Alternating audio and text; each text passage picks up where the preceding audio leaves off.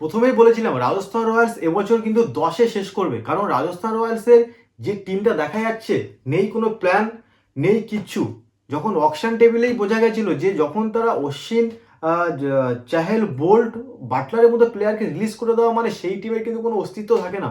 আজ রাহুল দ্রাবিড় বাইরে বসে আছে, তাদের ক্যাপ্টেনের কোনো মানে অভিজ্ঞতা নেই, আসল ক্যাপ্টেন ইম্প্যাক্ট খেলছে প্লাস আবার বাইরে চলে যাচ্ছে। কি ধরনের খেলছে রাজস্থান জানি না, যে যারা আগের বছর কোয়ালিফাই করলো, তার আগের বছর রানার্স আপ হলো 2022-এর, কোনো প্ল্যান নেই, কিচ্ছু নেই, জাস্ট খেলার দরকার তাই খেলছে রাজস্থান রয়্যালস। রিয়ান পরাগ নতুন ছেলে, নিজের ব্যাটিংয়েও রান নেই, ক্যাপ্টেনশিপ করছে, নীতিশ রানাকে কত 16 ওভারে ডাকছে, প্লাস তুষার দেশপান্ডেকে 1 ওভার করাচ্ছে, জোফ্রে আর্চারকে লাস্টে 2 ওভার মানে কি শেষ পর্যন্ত করাতেই পারলো না। সন্দীপ শর্মা তো 1 ওভারে ভালো বল করলেও করলো না, নিজে 4 ওভার করলো, নিজে 4 ওভারে তো ভালো করেছে, কিন্তু 157 রান টার্গেট দেওয়া মানে ম্যাচটা ওখানেই শেষ। Sorry, 152 run. কোনো প্ল্যান নেই, বড় বড় প্লেয়ারকে রিলিজ করে দিলাম, মানে বেকার রিটেনশন। ধ্রুব জুরেল, যশস্বী জয়সওয়াল, সন্দীপ শর্মা, এদেরকে রিটেনশন, এই ধরনের প্লেয়ার তো আমি অকশনে পেয়ে যেতাম। আমি আপনাদের বলছি এবছর রাজস্থান রয়্যালস 10-এই শেষ করবে, কারণ এই টিমটার কোনো ব্যালেন্স কিছু নেই। হয়তো একটা দুটো ম্যাচ তুক্কাতে জিতে যেতে পারে, কিন্তু আইপিএলের মতো বড় টুর্নামেন্টে কোয়ালিফাই করতে গেলে বা চ্যাম্পিয়ন হতে গেলে কিন্তু এই ধরনের ব্যালেন্সে কখনো যায় না। রাহুল দ্রাবিড় এত বড় মাপের একটা কোচ, এতদিন ধরে রাজস্থান রয়্যালসের কোচ ছিল, ইন্ডিয়া টি20 বিশ্বকাপ জয়ী কোচ, জানি না এভাবে কেন টিমটা রিটেনশন করলো, বড় বড় প্লেয়ারকে বাদ দিল। ইউজি চাহাল, অশ্বিন, ট্রেন বোল্টকে কে বাদ দেয়? কোন টিম? এই পাঞ্জাব নিয়েছে তো ইউজি চাহালকে, দেখবেন পাঞ্জাব কোয়ালিফাই করে। আজকে রাজস্থান রয়্যালস হেরেছে আরও একটা প্রধান কারণ, সেটা হলো যেভাবে টি20 গেমগুলো চলছে আইপিএলের, মনে হচ্ছে 200 করবো নাহলে আমি হেরে যাব। সব গেম 200 হয় না, সব গেম 250 হবে না, কিছু গেম 170-80 পর্যন্তই হবে, ওটাতেই খেলতে হবে। চেন্নাই সুপার কিংস কি করলো? মুম্বাই ইন্ডিয়ান্সকে 160-এর মধ্যে ভেঙে দিল। যদি মুম্বাই ইন্ডিয়ান্স ওই গেমটা 180 করতো, গেম কিন্তু আলাদা রূপ নিত। সব গেম 250, 300, 240-30 হবে না। রাজস্থান কিন্তু প্রথম থেকে এইভাবেই ভেবে আজকে নেমেছে যে আমরা 200 করবো, না হলে আমরা পেছনে থেকে যাবো। পিচটা নয়, পিচটা যখনই মঈন আলী ভালো বল করছে, বরুণ চক্রবর্তী ভালো বল করছে, তখনই ভাবা দরকার ছিল যে এই পিচে কিন্তু 180 যদি আমি করতে পারি, উইনিং টোটাল। ডিকক অসাধারণ ব্যাটিং করেছে, সে কিন্তু অ্যাগ্রেশনে যায়নি, গেছে যে স্কোরটা আছে সেই স্কোরটা পার করাতে হবে। আমি যত বল খেলি, আমি যত টাইম নিই, দরকার নেই, আমি যেন টিমের হয়ে ম্যাচটা জিতেই যায়। এই পারিটা ডিককের অনেক দিন কলকাতা, পুরো ক্রিকেট প্রেমী এটা মনে রাখবে। রাজস্থানের কথা তো বললাম, ম্যাচের কথা বেশি বলবো না, কারণ ম্যাচ আমরা সবাই দেখেছি, কলকাতায় আমরা সবাই ফ্যান। কিন্তু রাজস্থান রয়্যালসের সম্পর্কে অনেক কিছু বলার আছে। জোফ্রে আর্চারকে এরা ব্যাক করছে, আমার তো কখনো জোফ্রে আর্চারকে বোলার বলে লাগেই না। একই লেন্থে বল করে, এত বড় মাপের বোলার, নেই ইয়ার্কার, নেই স্লোয়ার, একই 149-45 বল করব, বিট খেলে হবে, বাউন্সার। স্টিভ স্মিথ কবে মাথায় লেগে পড়ে গেছিল, সেই বল এখনো তার চলছে। সন্দীপ শর্মা যে ভালো বল করছে, একটা ওভার দুটো ওভার খুব ভালো বল করলো, তাকে ব্যাক করাচ্ছে না, নীতিশ রানাকে বলে নিয়ে আসছে। দেখুন, এই ধরনের ক্যাপ্টেনশিপ হয় না। আর যদি এই ধরনের ক্যাপ্টেনশিপে ম্যাচ জিততো, জেতা যেত, টুর্নামেন্ট জেতা যেত, তাহলে পাঞ্জাব 16টা ক্যাপ্টেন পাল্টাতো না, 17টা ক্যাপ্টেন পাল্টাতো না।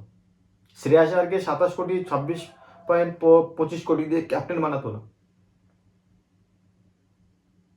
রাজস্থান রয়্যালসের ভাবতে হবে, তুষার দেশপান্ডে 1 ওভার করাচ্ছে, যে তুষার দেশপান্ডে আগের ম্যাচে ভালো বল করলো।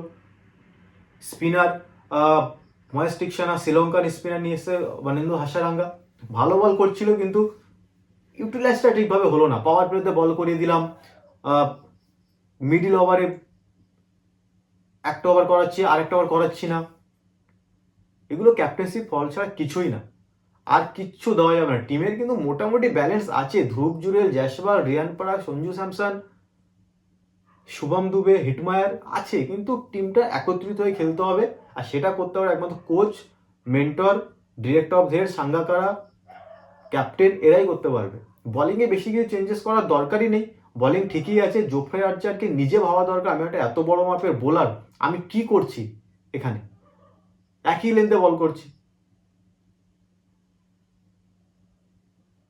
পরের ম্যাচ রাজস্থানের পক্ষে খুবই চাপ হয়ে যাবে, কারণ সিএসকে কিন্তু এই গুয়াহাটির ময়দানে আসবে, আর সিএসকে বিরুদ্ধে ম্যাচ জেতা কিন্তু খুব সহজ নয়। 5টা কাপ তারা এমনি নেয়নি, সেখানে নূর আহমেদ থাকবে, রবীন্দ্র জাদেজা থাকবে, অশ্বিন থাকবে, 3-4-12 ওভার কোয়ালিটি স্পিনার, প্লাস তো খালিল আহমেদ, প্লাস শ্যাম কারান, প্লাস ব্যাটিং ভালো, ঋতুরাজ গায়কোয়াড় থেকে শুরু করে Rachin Rabindra, world class batting আছে সেখানে। আমার না মনে হয় যে হারের হ্যাট্রিক করে। আমি তো বলেই দিলাম এবছর 10-এ রাওস্তারাজ থাকছেই। আর কালকে সব থেকে বড় ম্যাচ, আজকে হয়তো আমরা লো স্কোর ম্যাচ দেখেছি, কিন্তু কাল কিন্তু ভোলা যাবে না হায়দ্রাবাদ, নামটা শুনলেই কেমন ভয় লাগে। Hyderabad, Abhishek Sharma, Travis head, Henry ক্লাসে, নীতিশ কুমার রেড্ডি, ঈশান কিষান, এখন আবার অভিনব মনোহর। আর ওদিকে সেম কাল কিন্তু ব্যাটিং ভার্সে ব্যাটিংই খেলা হবে, কারণ লখনৌর কিন্তু কোনো মানে ভালো বোলার এখন এখন নেই। মায়াঙ্ক যাদব এখনই এনসিতে পড়ে আছে, মহসিন খান আগেই বলেছি না রুলড আউট হয়ে গেছে, আকাশদীপ কবে ফিট হবে জানি না, সেই এই প্রিন্স যাদব, প্লাস আমার মনে হয় যে মার্কারামকে বসিয়ে কোনো একটা ইন্ডিয়ান ব্যাটসম্যান ওপেন করুক, ওর জায়গায় শামার জোসেফকে আনুক, কারণ বোলিং কিন্তু লখনৌর ভীষণ উইক, বিশেষ করে fast bowler. Spinner Rabindra, spinner হয়তো আমাদের রবি বিষ্ণই, কাকে নিল, এম সিদ্ধার্থ ভালো বল করছে, কিন্তু চাইবো যে মায়াঙ্ক যাদব যেন খেলে, মায়াঙ্ক যাদব বলছি, শামার জোসেফ যেন খেলে মার্কারের বদলে, প্লাস কাউকে একটা ড্রপ করে ওখানে একটা ইন্ডিয়ান ব্যাটসম্যান নিয়ে আসুক, বা আয়ুষ বদিনী আছে যে টপ অর্ডারে ভালো খেলে। কাল ব্যাটিং ভার্সেস ব্যাটিং হবে, নিকোলাস পুরান এদিকে থাকবে, ডেভিড মিলার এদিকে থাকবে, Rishabh Pant, plus Mitchell Marsh, plus Ayush Badoni আছে, প্লাস শাহবাজ আহমেদ, আব্দুল সামাদ থেকে শুরু করে কাল ব্যাটিং ভার্সেস ব্যাটিংই হবে। লখনৌ থেকে হায়দ্রাবাদের বোলিং কিন্তু অনেক বেটার, কারণ প্যাট কামিন্স ওয়ার্ল্ড কাপ জয়ী ক্যাপ্টেন, প্লাস মোহাম্মদ শামি সেম চ্যাম্পিয়ন্স ট্রফি ভালো বল করে এসছে, অ্যাডাম জাম্পা খুব ওয়ার্ল্ড ক্লাস ভালো স্পিনার, অনেকে কিন্তু মিস করে যায়, কিন্তু অ্যাডাম জাম্পার কিন্তু অনেক ভালো ক্লাস আছে বোলিংয়ে, প্লাস হর্ষেল প্যাটেল যে ডেথ ওভার খুব ভালো করে। হায়দ্রাবাদের টিম ভালো, হায়দ্রাবাদের দরকারই হয় না বোলিংয়ে, তারা এমন মানে মারে, 280 মানে একতরফা ম্যাচ, তুমি যতই মেরে যাও 280 তোমার চেজ হয় না, ওই 100-র মধ্যে একবার চেজ হবে, ওটা ওটা ছেড়ে দাও। তো এই ধরনের ভিডিও আরও আসবে, তো প্লিজ আমার চ্যানেলটাকে সাবস্ক্রাইব আর লাইক অ্যান্ড শেয়ার করতে ভুলবেন না।